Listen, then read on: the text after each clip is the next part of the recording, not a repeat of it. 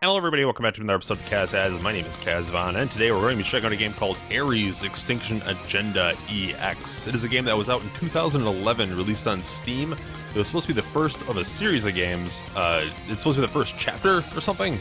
Another one never came out. The studio actually just recently released another game called So Many Me, which is I have a video of that as well.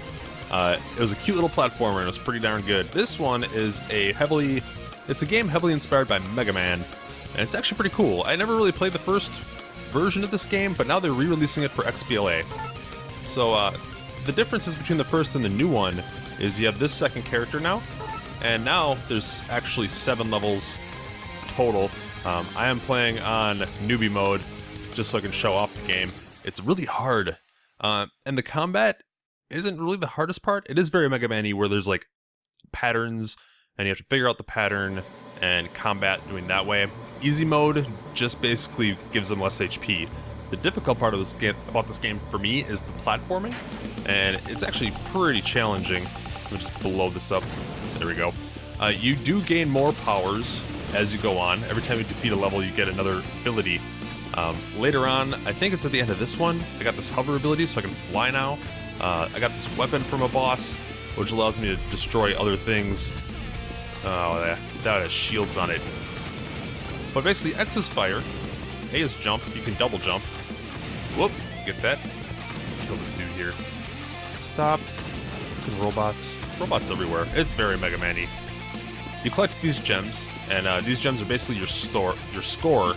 This version adds a leaderboard, so your score actually matters, which is pretty cool. Oh, those dogs. Whenever you kill those dogs, their butt or face fly at you and hit you. It's actually kind of hard to dodge. So if you can see, stupid turrets everywhere. You don't actually have to kill anything, really, but the more you kill, the more crystals you get. And one of the first abilities you get from, I believe the first boss, is a heal ability. So right bumper will let me pop my heal, so I can heal up. And that allows you to actually defeat levels, but also destroys your score. So if you're actually going for leaderboards and stuff, you never want to heal, you never want to get hit. Your score also goes down if you get hit a lot. That guy's a shield, so I'd use my other ability, my B. It has a recharge, so now I'm screwed because I missed, so I'm just going to ignore that man and continue onwards. There are multiple paths, and there are places you can't go the first time you enter a level. You do have to gain more abilities, so when you replay a level with the later abilities, you can actually open more pathways and unlock more stuff, which is pretty cool. Most of the things I've been collecting, there are upgrades to your abilities, but a majority of the collectibles are actually just like story stuff. And the story isn't really what I'm in for, but oh, there was actually a power up here. Let's do that. Right trigger is roll. Rolling is very useful for a lot of the boss battles. Here's an example. I didn't get this electrical thing. It's called lockdown. I didn't get it until defeating the 3rd level boss, I believe. But now I have it, and I can lock that down, and now I can access this area. And I believe this is just a lore thing that was in here when I came in here. So let's come through here. Oh. This whole section, it's not really shown. This whole section is very combat orientated. There are parts that are basically very platform. Lockdown, get you. There are parts that are very platform heavy, and hopefully we'll get into that. That's another thing I can get into. Oh damn, respawn. Very Mega Man. It's very Mega Man of you to get some of these gems. We'll heal up. There's a lot of the time I've noticed in this is that it'll use this foreground, and it often blocks enemies, which is cool sometimes, but it gets really annoying. If you're in a big room full of enemies and you're being attacked, and then you think you cleared the room, and then suddenly like 5 more enemies are actually there. Oh, the trick to this room, by the way, is that turret can't actually hit you. If you can't actually see the rest of the enemies that are in the room, it's really freaking annoying when it's like, oh, I did that, fantastic, and then you get killed by a guy you didn't even see. So I'm not a fan of that. It makes the game look cooler, but oh, here's a special guy. Shock him. Stuns him too. There we go. These enemies didn't normally have shields, so I think they add shields as soon as you get the ability to disable the shield, which I said I couldn't get until the 3rd level. I think they don't have, like, they changed the enemies in the early levels to actually make it a little more challenging, give you more stuff to do. The level layouts, though, don't change. Not randomly generated at all. That's a thing that happens in most new games. That's not a knock on the game, it's just Something you now have to mention, because every single game has randomly generated levels. This game does not. It is very laid out, and they're pretty well designed. There's a lot of jumping puzzles that are actually really freaking hard, and I know I had a lot of fun defeating them. Let's kill that guy and get in here. Oh, keep going. And this is the very first mini-boss. There's a mid-boss at every level. This is the first mid-boss. Defeating him's pretty simple. You just kind of duck, and then he'll leap, and you have to roll under him. There we go. Oh, I'm not rolling for some reason. I'm going to heal. You also have a special. I'll use that now. I'm not really sure what his does. I think it just powers him up. Maybe gives him a shield. Doesn't really explain what it does. The original character had this huge attack that you would do when you popped his special. You can use your special when you fill up the blue bar that's under my health there. There are combo meters which give you more points. There's some explosive crates, which are pretty fun. Whoop. And if you can see those big guys in the back, we might see them later. Here we go. But yeah, so far, the boss battles are really the highlight for me. The platforming is really difficult, but the boss battles are actually pretty good. Let's see here. Get through here. Right. Oh, get this thing. Kill him. Let's get... Oh, no. Nope. There we go. Blow those up. Come through here.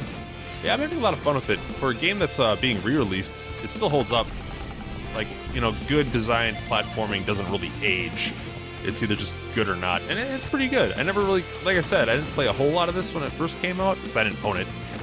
I had a friend who's just like, dude, you gotta check it out, it's like Mega Man. It's like, yeah, it pretty much is.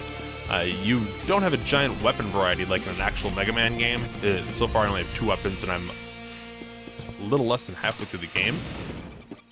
Oh, here we go. The rollers. Ugh. Main reason I wanted to show off this level, by the way, is the music is awesome. Reminds me of Buckethead. That very, you know, very technical guitar work. It's pretty heavy. It's really good. I like it a lot. All the music in this game is really good. Man, you guys gotta not. Can you just not? You just stand here and shoot. Just tank it. You can take damage most of the time, so the combat's not that hard. Except, like I said, you do lose score. And there's a leveling up progression. Like, you do level. I'm not entirely sure what that's for. Maybe that unlocks abilities, but I'm only level 2. I believe I'm level 2. Oh. See, the first time I played... Okay, the first time I played through this section, I didn't have my hover ability, so I'm not using it now, but... At the end, at the very end of this level, you get the hover ability, so going back to this part of this level is actually a lot easier, being able to hover like that. Load that up. And there we go. And kill this thing. And whoop, whoop, whoop. Nope, I don't want to get... Leave me alone. God. Once again, it's also not like Mega Man in the way that you can actually be hit. Mega Man, you got hit, you dead. This, not so much. You can take a lot of damage. And actually, I don't know, it's a pretty good looking game. The enemies are pretty well animated. God, get that shield off. I don't like these enemies when they're shielded, because you use the shield, use lockdown to break their shields, and it makes them shake and stuff. But that's also the animation they have when they're about to shoot their head at you, so you basically get hit 90% of the time, unless you're like really good at gauging how much damage you're doing with this particular weapon. This is just a stream of death, though, so it's really hard to tell how many times you hit something. Oh, come on. Alrighty. So, one more flying guy here. Fine. So, there has been a few bugs I've encountered actually playing this game. This is pre-release, this version that I'm playing, so it's probably not, it may or may not be indicative of the final product. But there's times when I loaded the game and those gems that you collect would not actually show up. Like, you would pick them up and you get the beep and the little like sparklies, but you couldn't actually see the things on the floor. So when I first played through the first few levels, I didn't know what was going on. I thought I was just getting points for defeating enemies, but that's not the case. So here we go. Here's the boss of this world. Boss battles in this game, pretty gnarly. I really haven't figured out how to defeat this guy very easily. There's got to be a trick to it, right? Oh, jeez. So shoot this. Shoot him in the butt. We'll hover. This is one of the few sections of the game where if you fall off the edge, it actually makes you just tap A and you can jump out. Normally when you fall into a pit, you just die. See, I can actually tap A and just jump right out. They don't, from what I've seen so far, I'm only on the 4th world, they don't really use the whole, like, pitfall mechanic very much, which is good. I hate it. Or if, oh, you fell into this pit, you died. It's one of the things that made me really angry about Shovel Knight is, I don't know, I like the ability to, if you, oh geez, get out of there, get out of there.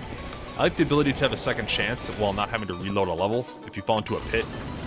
You know, design the level that way, where it's like, oh, you fell into a pit, so now you have to redo everything. But I think that also would make every level be vertical, which I guess is a design, like, problem. There we go. Kill this damn worm. He's actually being a lot more mobile than the first time I fought him. Come on, dude. Get out of here. Shoot him in the face. Those little, like, things on his sides actually are guns that'll shoot bullets at you. He's half dead now, so now I'll get a little bit faster. Ah, that's the worst move, because I don't know how to get out of that. It just comes so fast. No! Ah, you dick. Alright. The problem is I'm hitting right trigger... I don't want to talk about it. The problem is I'm hitting right trigger to hover when it's actually my roll. So I'm trying to hover out of there. It's like, oh, no, you just rolled into the pit. What the heck is wrong with you? So here we go, he knocks down the walls on either side, making the arena smaller and harder to run away from the guy. But yeah, it's really frantic. I really like this style of boss fight where it's just super crazy giant boss in a fight. 3rd level actually doesn't have a boss so epic, which is strange. I haven't seen all the bosses for the game, so I don't know if it actually ramps up or actually just kind of peters out. But from, this is the 2nd level, the 3rd level boss is not this cool, to be honest. But it is more technical, so maybe it's just like ramping up difficulty that way. This one's more just like a brawl. Because I bet you can, like, avoid his attacks. Doesn't seem very blatantly obvious how you do that, though. So here we go. He explodes. And that is the length of basically one level in this game. The very first level is super short. I can beat it in like 5 minutes. This level's 15 minutes. 3rd level is about the same length. So I assume the game, if it continues that trajectory, is like 6 15-minute levels. So that's like an hour and a half. So short game, but seems pretty fun. Oh, I don't even get the cutscene because I already beat this guy before. So you have to double jump and hover. Hover. That's the boss you get the hover from. But anyway, that's A.R.E.S. Extinction Agenda EX Edition. It is coming to XBLA very soon, and it will also be re-released on Steam with all the new features, leaderboards, 2 extra levels. The DLC, if you bought the original version, I don't think it transfers into this version, so you might want to be aware of that. But the UI in this version is very improved, and it's actually the definitive version of the game that was already out. And I got a D on that level, because I'm terrible. So here we go. I also, see, you level up, and I don't know what it does. I actually didn't get any XP for that. That's very strange. But anywho, I will see you next time. If you want to check out this game, there will be a link in the description below. Thanks for watching.